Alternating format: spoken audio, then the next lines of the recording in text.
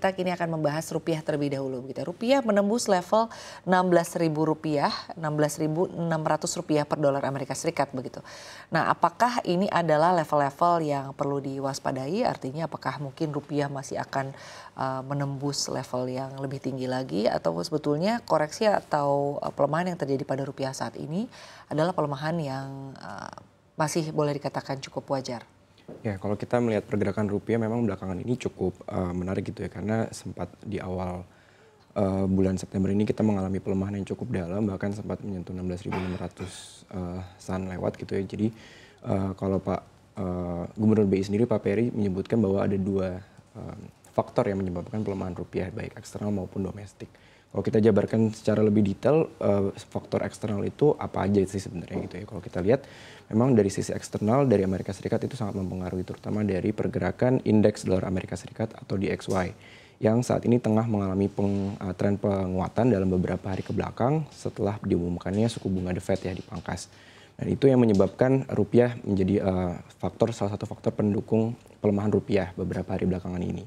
Dan kalau dari sisi dalam negeri sendiri, terutama kita melihat bahwasannya BI ini semakin agresif dalam memangkas suku bunga acuannya gitu ya. Dalam setahun ini sudah 125 basis poin, artinya sangat agresif, dan ini dinilai memang dengan penurunan suku bunga otomatis yield di dalam negeri otomatis akan semakin rendah, dan tentunya ini akan menjadi perhatian bagi pasar dan bisa menarik investor asing untuk keluar dari pasar domestik dalam negeri. Dan itu dua faktor tersebut yang menyebabkan rupiah ini dalam beberapa waktu belakangan ini mengalami pelemahan, serta juga ada faktor gonjang-ganjing demonstrasi ya di akhir Agustus kemarin, dan juga pergantian Kementerian Keuangan, Menteri Keuangan itu juga turut mempengaruhi daripada pergerakan stabilitas nilai tukar rupiah kita. Baik.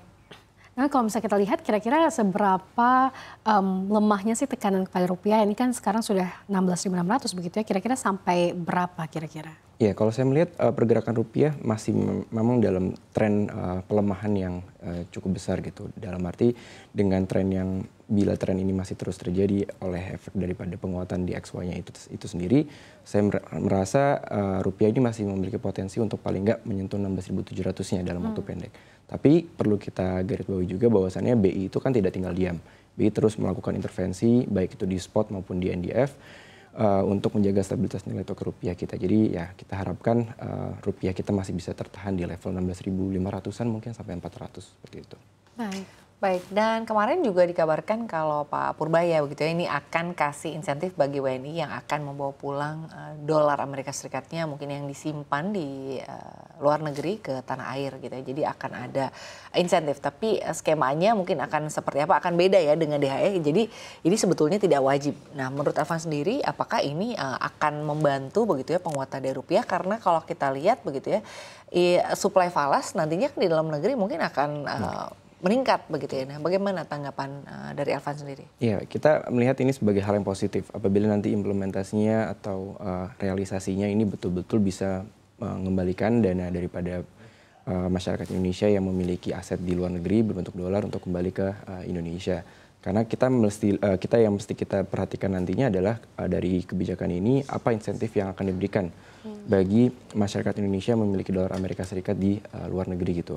Apabila ternyata insentif yang diberikan misalkan dari yield yang ditawarkan, kemudian juga secara regulasinya jelas, itu tentunya akan bisa betul-betul menarik daripada minat orang Indonesia yang memiliki aset dolar di luar negeri untuk kembali ke tanah air. Dan itu tentunya akan meningkatkan dolar Amerika Serikat kita di Indonesia, dan juga tentu meningkatkan cadangan devisa kita, dan tentunya dengan hal tersebut akan berimplementasi pada penguatan nilai tukar rupiah kita sih, saya melihat seperti itu. Baik, tapi kalau dari Alvan sendiri, apakah kebijakan DHE yang kemarin itu sudah cukup efektif untuk membawa falas masuk dan juga memperkuat nilai tukar rupiah kita?